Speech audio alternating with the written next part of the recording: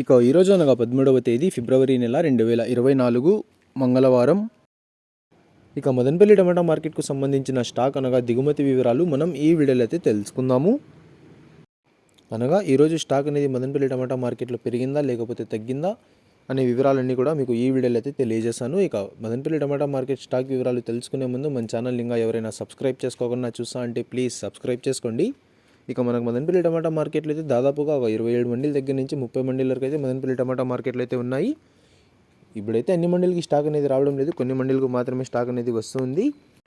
ఇక ఈరోజు దిగుమతి విషయానికి వస్తే మన దిగుమతులు అయితే పెద్దగా మార్పు లేదు. ఇంచుమించు నిన్న వచ్చినట్లుగానే ఇవాళ కూడా కొంచెం అటు ఇటుగా అయితే వచ్చింది. దిగుమతులు అయితే ఈరోజు పెద్దగా మార్పు అయితే లేదు.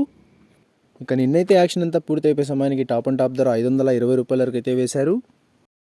మరి చూడాలి ఈరోజు ధరలు అనేవి ఏ విధంగా వెళ్తాయో. ఇక ఇవ్వండి ఇవాళ మదనపల్లి టమాటా మార్కెట్కు సంబంధించిన దిగుమతి యొక్క వివరాలు.